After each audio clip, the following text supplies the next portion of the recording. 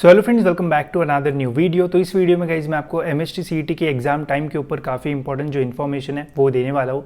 साथ ही में guys during examination आपको टाइमर में कुछ जो इश्यूज़ है वो देखने को मिल सकते हैं, जैसे किसी का सर्वर डाउन हो सकता है या फिर और भी कुछ इशूज़ है जो कि आपको फेस करना पड़ सकता है। उस टाइम आपको क्या करना है एंड क्या आपको वहाँ पर एक्स्ट्रा टाइम मिलेगा या फिर जो टाइम है वो आपका जैसा था वैसा ही आएगा, ये सारी इन्फॉर्मेशन बताऊँगा ताकि आप टाइम पर जो है वो पैनिक ना हो। ठीक है, तो वीडियो पूरा एंड तक देखते रहिए ताकि आपको ये सारी जो इंपॉर्टेंट इन्फॉर्मेशन है वो मिल जाए। तो सबसे पहले गाइज मैं आपको जो एग्जाम टाइम है उससे रिलेटेड जो बेसिक इन्फॉर्मेशन है वो दे देता हूँ।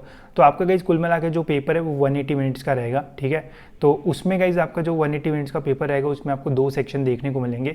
अगर आप पीसीएम ग्रुप के स्टूडेंट हो तो आपको फिजिक्स केमिस्ट्री का पहला सेक्शन रहेगा, पीसीबी के भी होगे तो सेम ही सेक्शन रहेगा। जो दूसरा सेक्शन है अगर पीसीएम के हो तो मैथ्स रहेगा एंड अगर पीसीबी हो तो बायोलॉजी का ये जो सेक्शन है वो आपको देखने को मिलेगा। ठीक है, फर्स्ट सेक्शन में फिजिक्स केमिस्ट्री रहता है जिसके आपको कुल मिला के 100 क्वेश्चन देखने को मिलेंगे, जिसमें फिजिक्स के 50 रहते हैं एंड केमिस्ट्री के 50 रहते हैं। ठीक है, एंड इसे सॉल्व करने के लिए कुल मिला के आपको 90 मिनट्स का जो टाइम है वो दिया जाता है। ठीक है, अब इसमें काफ़ी सारे स्टूडेंट्स के ये कन्फ्यूजन या फिर क्वेश्चन हो सकते हैं कि 180 मिनट्स का पेपर है तो क्या हम यहाँ पे एक्स्ट्रा टाइम और दे सकते हैं, जैसे 90 मिनट्स के अलावा क्या 110 120 मिनट में दे के हम इसे सॉल्व कर सकते हैं। तो देखो ये ऐसा नहीं होता है, यहाँ पे आपको बस 90 मिनट्स का ही जो टाइम है वो मिलेगा, उसके अंदर ही आपको ये पूरा जो सेक्शन है वो सॉल्व करना पड़ता है। जैसे ही 90 मिनट्स खत्म हो जाएंगे ये सेक्शन लॉक हो जाएगा, इसमें फिर आप चेंजेस नहीं कर पाओगे एंड फिर नेक्स्ट सेक्शन जो कि मैथमेटिक्स या फिर बायोलॉजी का रहेगा आपका अकॉर्डिंग टू योर ग्रुप, वो जो है वो शुरू होगा एंड उसमें आपको सारी जो चीज़ें वो सॉल्व करना पड़ेगा। ठीक है, ऐसा नहीं है कि यहाँ पे टाइम बचा दिया तो ये टाइम का यूटिलाइज यहाँ पे कर लिया, ऐसा नहीं होता है। ठीक है, तो इतना जो टाइम है वो एक सेक्शन के लिए रहेगा 90 मिनट्स, सेकंड सेक्शन के लिए भी 90 मिनट्स जो टाइम है वो रहेगा। ठीक है, तो उसी के अकॉर्डिंग आपको पूरा जो स्ट्रैटेजी है वो बनाना है कि कैसे आपको ओवरऑल जो पेपर है वो सॉल्व करना है। जो फर्स्ट सेक्शन है इसमें नंबर ऑफ क्वेश्चन ज़्यादा होते हैं तो यहाँ पे आपकी एक्यूरेसी एंड जो स्पीड है वो बहुत ज़्यादा मैटर करती है। जितने ज़्यादा क्वेश्चन आप सॉल्व करेंगे उतनी ज़्यादा मैक्सिमम मार्क्स मिलने के चांसेस रहेंगे। अगर आपकी एक्यूरेसी अच्छी है एंड आपकी जल्दी जल्दी आंसर्स आते हैं तो इसमें भी काफ़ी सारे स्टूडेंट्स ये स्ट्रैटेजी यूज़ करते हैं कि जो भी इजी क्वेश्चन है वो पहले सॉल्व करते हैं फिर टफ के लिए जाते हैं ताकि टाइम भी बच जाए एंड ज़्यादा नंबर ऑफ जो राइट क्वेश्चंस के आंसर है वो भी निकल जाए। तो जैसे आपकी प्रिपरेशन होगी वैसे आप जो स्ट्रैटेजी है वो बना सकते हो। ये है गाइस बेसिक टाइमिंग। ठीक है, ऐसा पूरा जो पेपर है वो आपका रहेगा टाइमिंग के अकॉर्डिंग। ठीक है, अब इसमें आपको क्या इश्यूज़ फेस करना पड़ सकता है, क्या टाइमर में इश्यूज़ आते हैं वो मैं आपको बताता हूँ। तो मेनली गाइज ये कुछ इश्यूज़ आपको आ सकते हैं। सबसे पहले गाइज शोइंग एक्स्ट्रा टाइम। ठीक है, अभी जो MBA CET का रिसेंट में एग्जाम हुआ था उनका जो एग्जाम है गाइज वो 150 मिनट्स का रहता है। ठीक है, 150 मिनट्स की जगह काफ़ी सारे स्टूडेंट्स को जो है वो एग्जाम टाइम में 180 मिनट्स जो है वो शो हो रहा था। ठीक है, काफ़ी सारे स्टूडेंट्स 180 मिनट्स देख के बहुत खुश हो गए, धीरे धीरे जो है वो उन्होंने क्वेश्चन सॉल्व करना शुरू किया एंड उन्हें लगा कि एक्स्ट्रा टाइम है तो और भी हम इजीली थोड़ा धीरे धीरे पेस में सॉल्व कर सकते हैं तो इजीली हमारे आंसर्स निकलेंगे।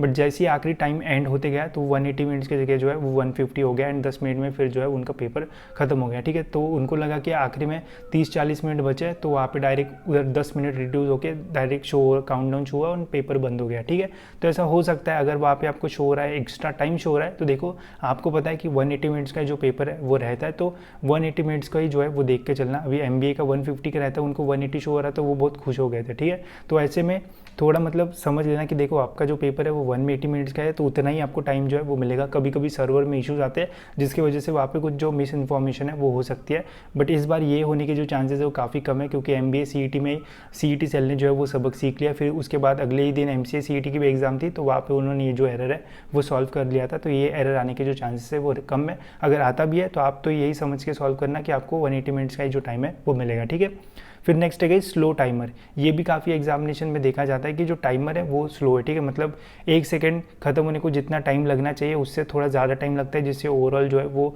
टाइमर धीरे चलता है, तो ये प्रॉब्लम भी देखने को मिलता है बट इसके चांसेस कम रहते हैं। ठीक है, पहले 2 इशूज़ है इनके जो चांसेस है वो कम रहेंगे क्योंकि ये जो एरर है वो अभी CET सेल ने मैक्सिमम टाइम तो जो है वो सॉल्व कर दिया। ठीक है, अभी जो बचे हुए 2 है गाइस ये बहुत खतरनाक है और जो मतलब अनलकी रहते हैं उनको ये जो है वो एरर आ सकते हैं। पहला तो है गाइस सर्वर डाउन। ठीक है, कुछ सेंटर्स में ऐसा होता है कि जो PC है वही पूरा जो है वो बंद पड़ जाता है। ठीक है, तो ऐसा हो सकता है आपके साथ भी हो सकता है, आप में से किसी के साथ हो सकता है। मैं तो यही बोलूँगा कि प्रेयर करके जाना घर से कि सर्वर डाउन वगैरह का इशू जो है वो फेस ना करना पड़े, क्योंकि जब सर्वर डाउन होता है तो 10-15 मिनट अगर लगते हैं ठीक है तो उतना गैप जो है वो जाता है एंड हम ये भी देखते हैं कि आजू बाजू जितने भी स्टूडेंट्स हैं उनका पेपर शुरू है, हमारा हमारा पूरा कंप्यूटर जो है बंद हो चुका है, तो ये प्रॉब्लम आ सकता है। अगर ये प्रॉब्लम आता है तो आपको एक ही चीज़ करना है, एकदम शांत बैठना है, ठीक है, पैनिक नहीं होना है, क्योंकि जब भी आपका सर्वर शुरू होगा, जब भी आपका पेपर शुरू होगा, तो जिस टाइम पे खत्म वहाँ पे एंड हुआ था, मतलब बंद हुआ था, उसी टाइम से जो है वो शुरू होता है जनरली पेपर, ठीक है। तो आपका कोई भी जो टाइम वेस्ट वगैरह वो नहीं होगा उस टाइम पे, बिल्कुल पैनिक मत होना, एकदम शांत रहना,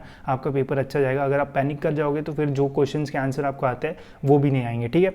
नेक्स्ट है टेक्निकल प्रॉब्लम। टेक्निकल प्रॉब्लम्स में कभी कभी हार्डवेयर प्रॉब्लम्स भी जो है वो हमें देखने को मिलता है।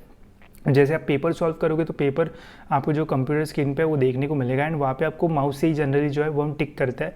तो अगर माउस में खराबी वगैरह आ गई या फिर डेस्कटॉप जो है वो एकदम हैंग हो गया, तो ऐसे चांसेस भी जो है वो रहते हैं। तो उस टाइम गाइस आपको क्या करना है, अगर वैसा प्रॉब्लम आ रहा है तो आपको जो भी वहाँ पे कोऑर्डिनेटर वगैरह रहते हैं उनसे बात करना है कि देखो ऐसा ऐसा प्रॉब्लम हमको इस टाइम से जो है वो आ रहा है, ठीक है। तो उनको बता देना, तो वो आपका जो प्रॉब्लम है वो सॉल्व कर देंगे।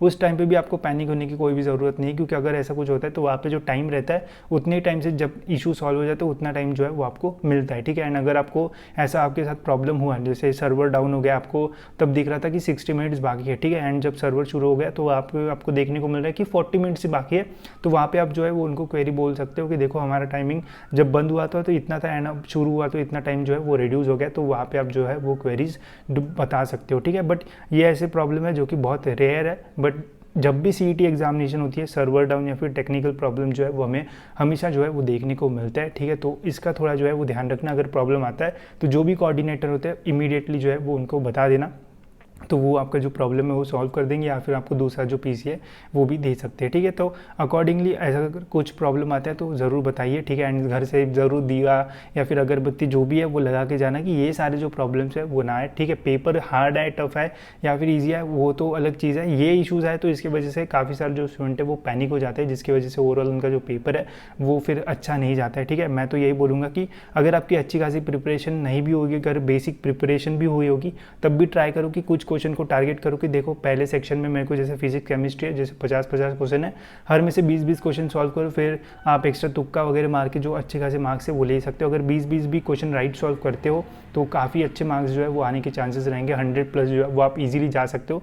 रिमेनिंग जो क्वेश्चन है उनको ज़रूर सॉल्व करके आना, तुक्का मारना बट छोड़ के मत आना, अगर छोड़ोगे तो मार्क्स मिलेंगे नहीं, अगर तुक्का मारते हो कोई नेगेटिव मार्किंग नहीं है तो कुछ तो प्रोबेबिलिटी रहेगी आपको मार्क्स मिलने की, ठीक है। तो ये तक इस टाइमर से रिलेटेड सारी चीज़ें, होप्स आपको समझ में आ गई होगी। कोई भी इशू आता है तो बिल्कुल पैनिक मत होना, अपने कोऑर्डिनेटर जो भी है उनको बता देना, वो आपका जो प्रॉब्लम है वो सॉल्व कर देंगे। एंड ये जो सेक्शन वाइज है इसको थोड़ा ध्यान से देखना है, इसकी अकॉर्डिंगली स्ट्रैटेजी बनाना है, उसको अकॉर्डिंग सारे जो क्वेश्चन है वो सॉल्व करना, ठीक है। तो इस वीडियो में इतना गाइस, होप्स आपको वीडियो इन्फॉर्मेटिव लगा होगा, एंड ऐसे वीडियोस के लिए गाइस चैनल को सब्सक्राइब जरूर से कर लेना ताकि आपको टाइम पे सारे जो अपडेट्स है वो मिलते रहे।